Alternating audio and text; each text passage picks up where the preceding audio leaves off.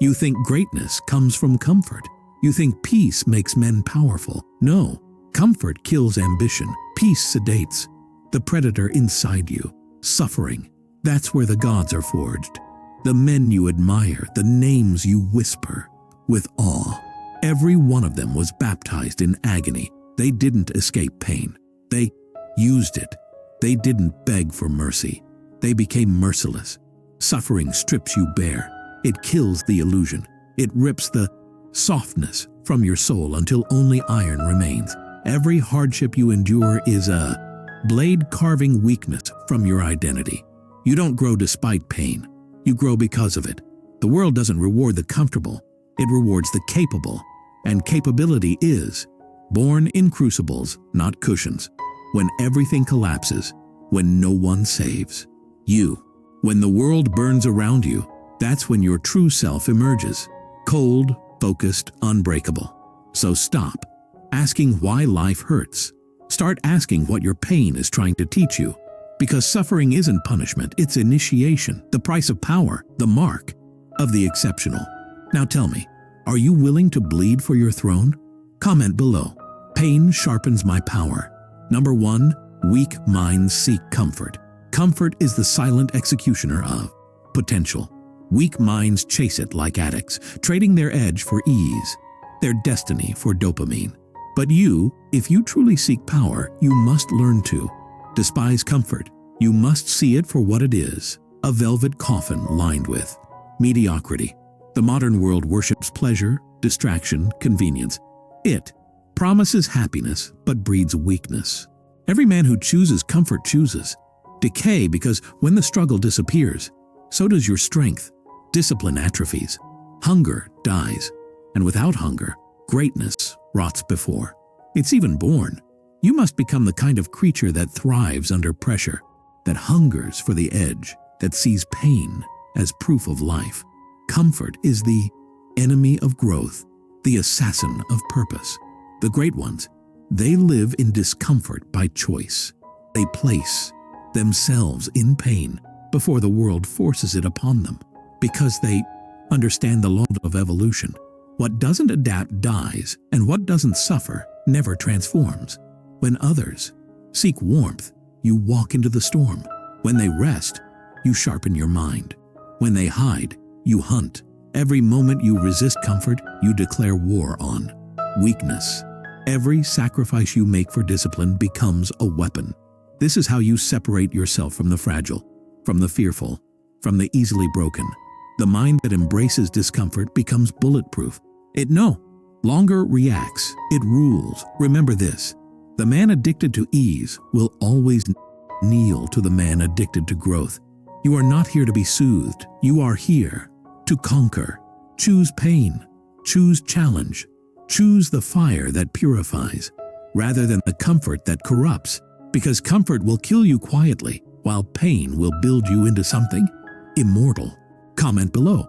Comfort is the enemy. Pain is my ally. Number 2, kill attachment. Attachment is the leash that keeps strong men crawling. You cling to people, outcomes, possessions, and illusions, mistaking them for meaning. But everything you hold too tightly will eventually control you. The Machiavellian mind understands this truth. Power demands detachment. You must learn to walk away from anything, anyone without hesitation, because the man who cannot let go is already enslaved. The world preys on attachment. It knows your weakness lies in what you fear to lose. Love, status, comfort, validation, but all weapons the world uses to bend you. Detachment is not coldness. It's clarity. It's the ability to see things as they are, not as you wish them to be. When you master detachment, emotions become tools, not tyrants. You act with precision, not impulse. You stop chasing approval and the world starts chasing you. The Stoics called it apatheia, the calm within chaos. Machiavelli called it calculation. Modern men call it indifference, but all point to the same power, unshakable control. To kill attachment, you must confront the fear of emptiness.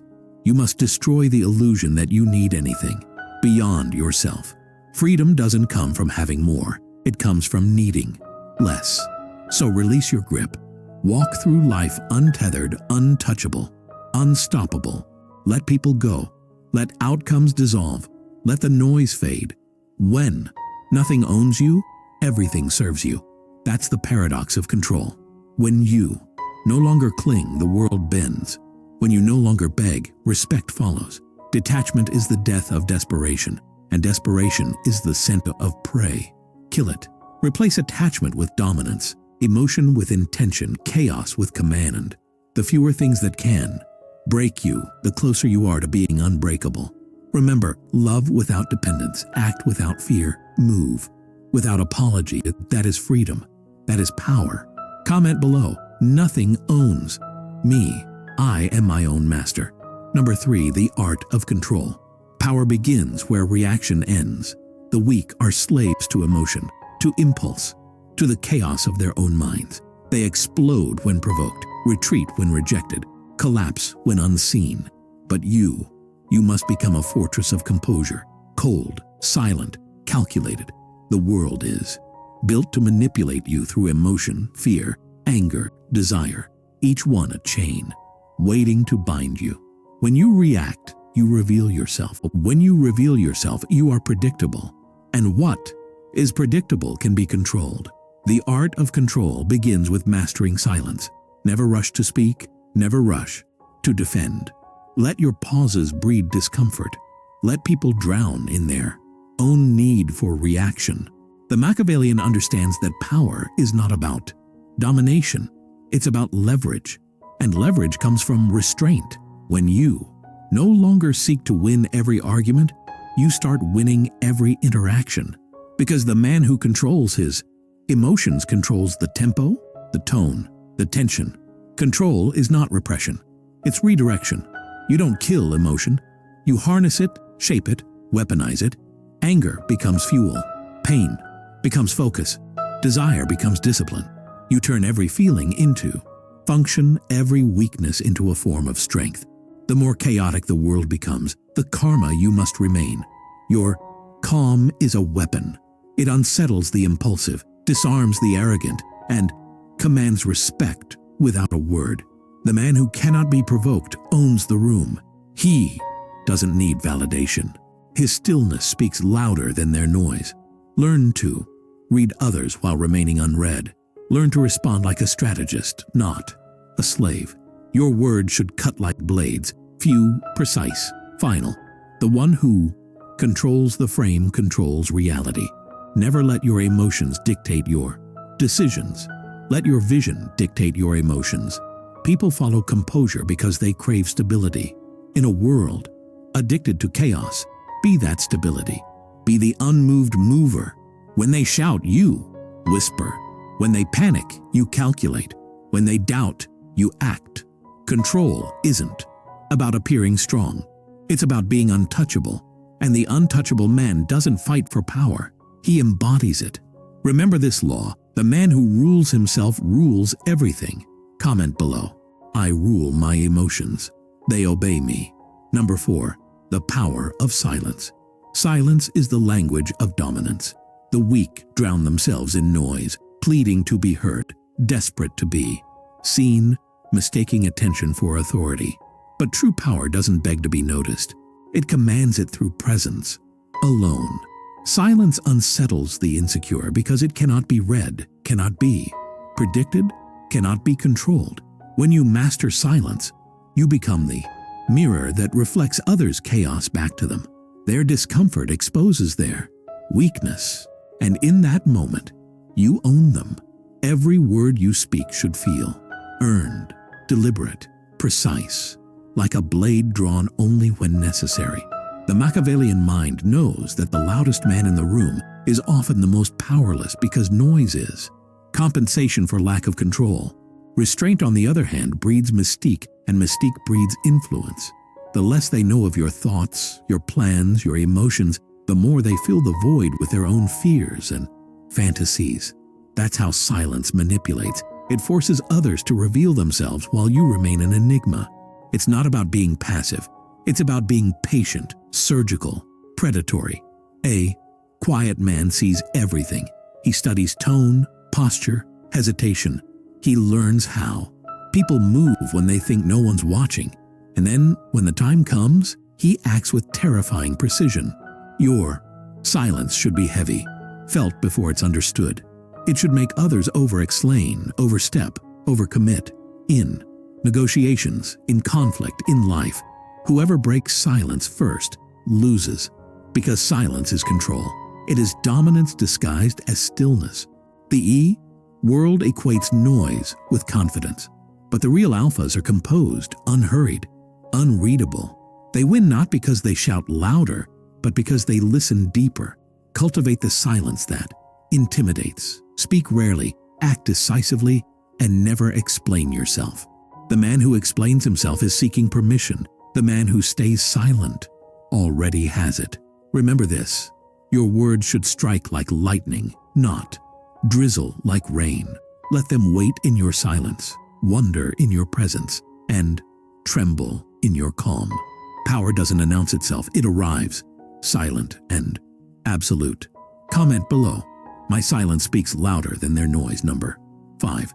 The discipline of chaos. Chaos exposes the truth of men. When order collapses, masks fall, and the weak reveal themselves, screaming, scrambling, begging for structure. But the exceptional man does not fear disorder. He feeds on it. He stands still while the world fractures, calm as a blade waiting to be drawn. This is the discipline of chaos, the art of remaining composed when everything around you burns. Anyone can act disciplined in peace.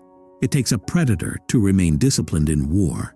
The Machiavellian mind understands that chaos is opportunity disguised as disaster. When others freeze, you move. When they despair, you calculate. You don't resist the storm. You become the storm's center, unmoved, unshaken.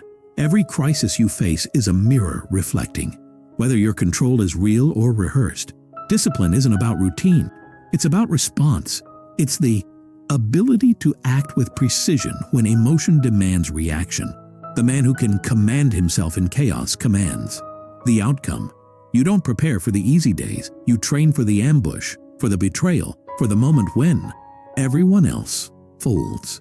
That's when your discipline becomes your armor. While others crumble from uncertainty, you bend reality through sheer composure. You plan 3 moves ahead while they drown in panic. You use their noise as cover, their confusion as camouflage. That is the Machiavellian advantage. Calm calculation in chaos. But understand, this discipline is not sterile. It's savage. It's not about being robotic. It's about being relentless. You wake up when you're tired. You move when you're uninspired.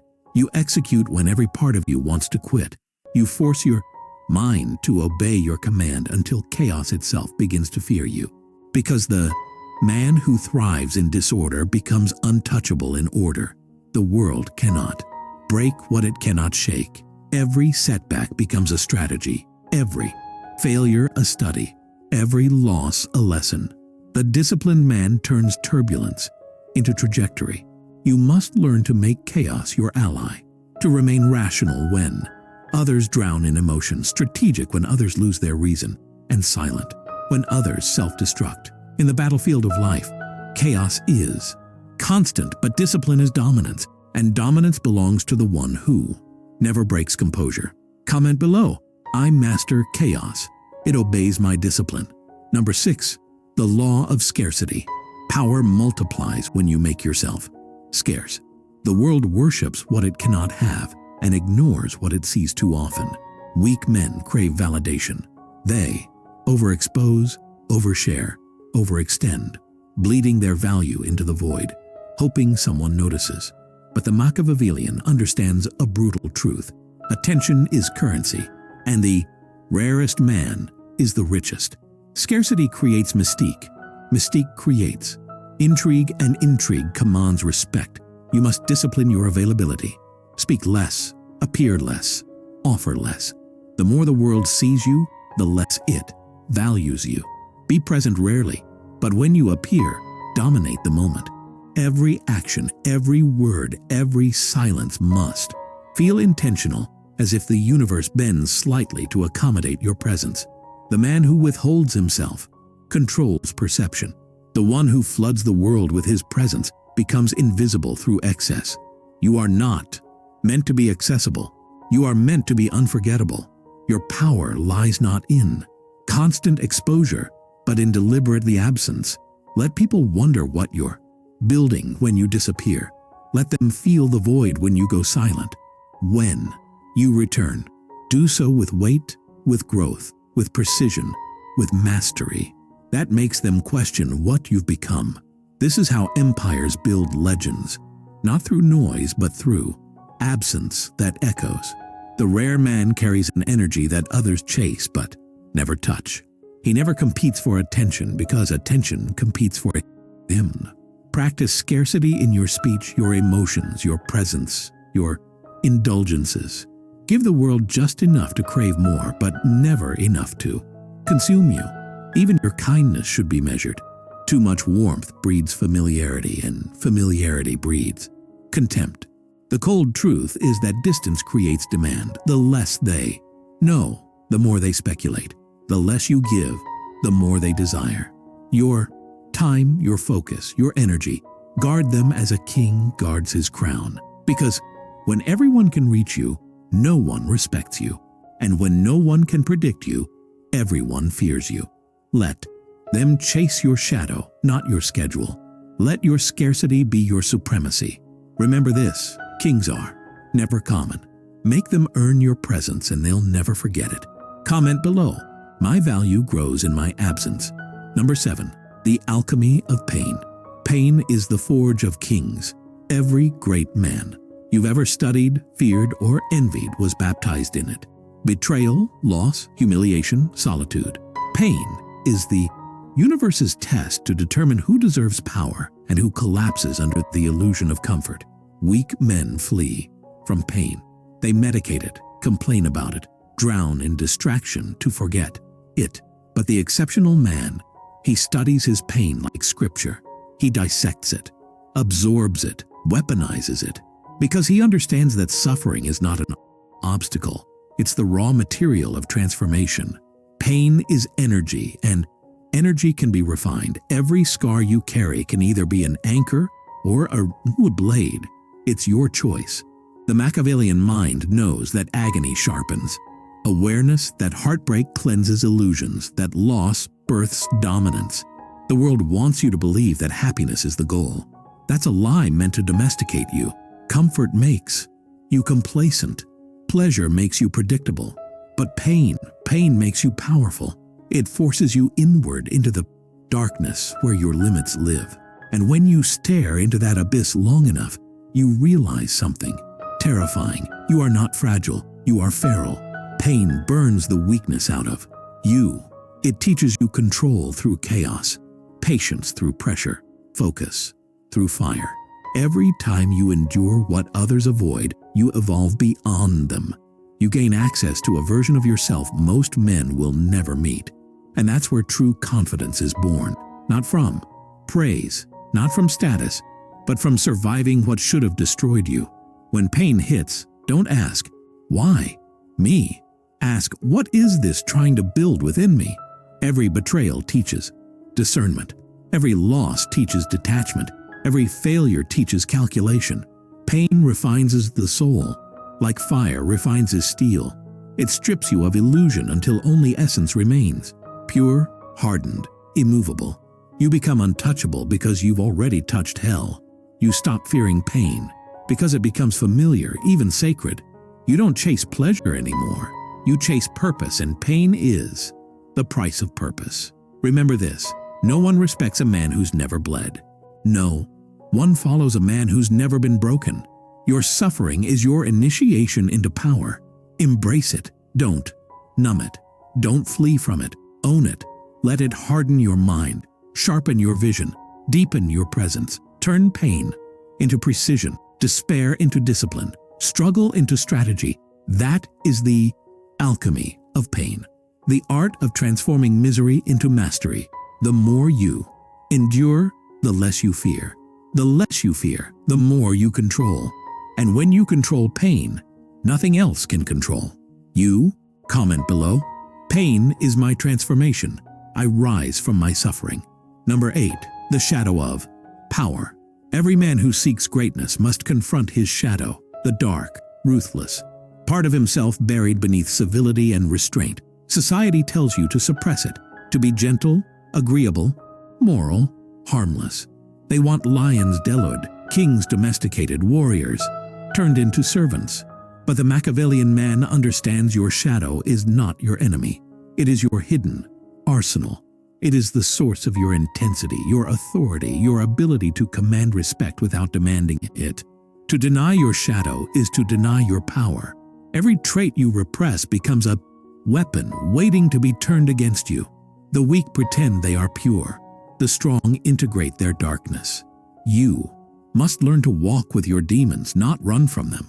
Because the man who fears his own darkness can never master it, and the man who never masters it will always be ruled by it. Your shadow holds everything society told you to hide. Your aggression, your ambition, your desire for dominance, your hunger for control. But when you bring that energy into awareness, you no longer act impulsively, you act intentionally. The difference between a tyrant and a strategist is self-awareness. The tyrant is consumed by the shadow. The strategist commands it. To wield power without conscience is chaos. To wield conscience without power is impotence. The elite learn to merge the two, to be ruthless with purpose. You must learn to smile while calculating, to empathize while analyzing, to appear calm while dissecting the field like a surgeon. This is not hypocrisy, it's evolution. Morality without strategy is weakness. Strategy without morality is destruction. True mastery lives between the two, where discipline governs instinct. When you embrace your shadow, fear loses its leverage. You no longer hide from rejection, failure, or judgment because you've already met the darkest parts of yourself and survived. The world cannot manipulate a man who has already confronted his own abyss. You become unpredictable, dangerous, magnetic. People feel your presence because it carries the weight of someone who's done the inner war. You stop trying to prove goodness. You start demonstrating power through composure. You no longer seek approval because you've earned your own respect. The man who integrates his shadow becomes whole, and wholeness is terrifying to the fragmented. Most men will never face themselves. They'll project their darkness onto others, forever running from what they could become. But you walk straight into it, unflinching. You take your darkness by the throat and command it to serve you. You turn your envy into ambition, your rage into focus, your lust into creative fire. You weaponize every forbidden emotion until nothing within you is wasted. That is the ultimate Machiavellian principle, total control of the self. To lead others, you must first conquer the war within. And when you do, you'll radiate a power that others can sense but not define. It's not arrogance, it's not cruelty, it's sovereignty. You have merged light and dark into a singular force, calm, lethal, inevitable. That is the essence of dominion. Never forget to master your shadow is to master your destiny. The world fears darkness because it has no control over it. You must not fear it. You must become disciplined and deliberate, beauty fused with brutality. Because only the man who embraces his shadow can stand in the light without trembling. Comment below, I master my darkness. It obeys my command. Number 9, the empire of self. The final empire to conquer is the one within. Before you rule nations, you must rule your impulses. Before you command armies, you must command your thoughts. Every act of external power begins with internal sovereignty. The weak liver as servants to their urges, distracted, emotional, unfocused. They mistake activity for purpose, validation for meaning, indulgence for freedom. But you, if you truly seek greatness, must become a one-man empire, self-governed, self-disciplined, self-contained. You must build a mind that obeys without resistance, a body that moves when commanded, a will that does not bend to comfort or chaos. Because mastery of self is mastery of destiny. The Machiavellian man understands that leadership is not about control of others, but about control of self in every circumstance. The crowd reacts, you calculate. The fool blames, you adapt. The coward hesitates, you advance. This is the architecture of internal power. Discipline as law, focus as currency, solitude as strength. You must treat yourself as both the ruler and the ruled. Your emotions are your subjects, your fears are your enemies, your desires your potential soldiers, waiting for command. Most men will never build this empire. They will remain colonies of impulse, governed by pleasure, ruled by fear, toppled by weakness. But you will construct a throne within your own mind. Every morning you rise with discipline. You expand your territory. Every distraction resisted is another fortress built. Every emotion mastered is another rebellion crushed. You are your own kingdom, and every choice is either conquest or collapse. The modern world wants your attention, your energy, your soul. It wants you addicted, reactive, predictable, easy to control. But a man who rules himself cannot be ruled by anyone else. His composure is his crown, his solitude, his sanctuary, his purpose, his army. You must protect your empire through isolation and reflection. Solitude is not loneliness. It is strategy. It's where you audit your weaknesses, sharpen your weapons, and plan your next move. While the rest of the world drowns in noise, the empire of self is sustained not by comfort, but by command. You must learn to delay gratification, to sit in silence when others beg for distraction, to stay consistent when others surrender. The Machiavellian mind does not chase pleasure. It engineers meaning. It does not seek peace. It enforces it. When your inner world becomes orderly, the external world bends to it. People sense. A man who rules himself, they feel his presence, his control, his composure. They may not understand it, but they instinctively yield to it. This is power in its purest form. Control without force, leadership without demand, dominance without display. You must carry yourself like a sovereign entity, independent of approval, immune to insult, impervious to failure. Because even if everything is taken from you, status, wealth, love, if you still possess yourself, you have lost nothing. True wealth is internal control. True freedom is self-command. The empire of self is eternal because it does not depend on circumstance. It depends on consciousness. Build it brick by brick, through discipline, patience, and self-respect. Defend it with silence, solitude, and strategy.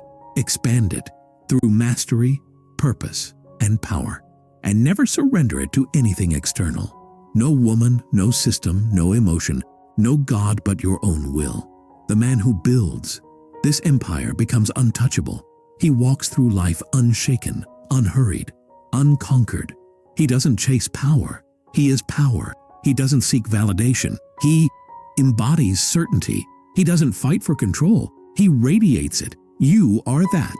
Man or you are nothing. Every day you either fortify your empire or forfeit it. The war is constant, the battlefield internal, the reward eternal. Master yourself and you will master fate itself. That is the law. That is the legacy. Comment below, I rule myself. Therefore, I rule my world. Number 10. The ascension of the untouchable. The summit of power is not fame, wealth, or admiration. It is untouchability. The ability to walk through fire without flinching, to face betrayal without bitterness, to lose everything and remain composed. This is the final evolution, the transformation from man to force. The Machiavellian understands that true supremacy is internal. You cannot be conquered by what you have transcended. The untouchable man has burned through illusion, through comfort, through fear, through attachment. He has faced the death of ego and risen detached, deliberate, divine. He is not above emotion. He commands it. He is not beyond pain. He uses it. He does not seek control over others. He exerts absolute control over himself, and that alone bends the world to his rhythm. The untouchable man, number longer reacts to the world. He creates it. Every move is intentional. Every silence strategic. Every presence heavy with purpose. People sense something primal in him. A stillness that cannot be imitated. A danger that cannot be defined. He walks with the calm of someone who has faced hell and refused to bow. This composure is not gifted, it's forged. Every heartbreak, every humiliation, every failure was a lesson in emotional sovereignty. While the weak cursed the storm, he learned to navigate it. While the masses sought escape, he learned endurance.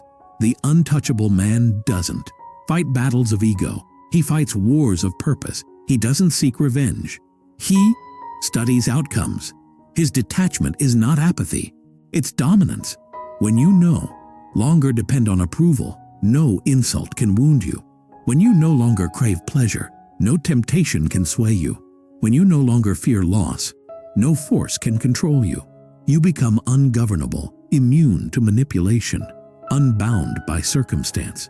The Machiavellian man sees life as a chessboard, and every emotion, every setback, every victory as a calculated move toward mastery. He is patient when others panic, decisive when others doubt, silent when others beg for attention. His strength is subtle but absolute.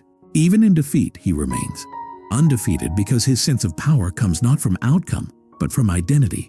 The untouchable man is self-defined. No title can elevate him. No insult can reduce him. He exists beyond validation, beyond comparison. He can walk away from anyone, anything, any time, and never lose himself. That is true freedom. The power to remain whole when the world fragments. But understand this: to reach that level, you must die. Before you rise, you must let the old self burn, the version of you addicted to comfort, praise, and safety. You must embrace solitude, silence, suffering, not as punishments, but as purifiers. Through isolation, you discover independence. Through struggle, you awaken discipline. Through loss, you learn leverage. Every fracture in your soul becomes architecture for resilience. You stop seeking light, you become it. You stop chasing peace, you embody it. The untouchable man does not fear judgment because he has already judged himself and prevailed. He has faced his demons and learned their language. He has turned vulnerability into vision, chaos into command. He no longer needs to prove power. He simply is power. His aura intimidates not because it's loud, but because it's certain. He moves like someone who has nothing left to lose and everything left to build. That's the paradox of ascension. The more you detach from the world, the more it obeys you. You no longer chase influence. Influence chases you. You no longer beg for control. You radiate it. You no longer fight for dominance. You exist as dominance. The untouchable man walks alone, not because he is lonely, but because few can breathe at his altitude. He has transcended the emotional gravity that binds the ordinary. He does not hate. He simply outgrows. He does not argue. He outlasts. He does not react. He reigns. His stillness is a storm. His restraint, a threat. His silence, a sermon. This is not arrogance. It's arrival. The final form of power is peace. Cold, absolute, immovable. You will know you've ascended when nothing external can disturb your internal order. When the noise of the world fades and only command remains. When you no longer chase but attract. No longer speak but are understood. No longer seek power because you are power. That is untouchability. That is ascension. That is greatness incarnate. Comment below. I am untouchable.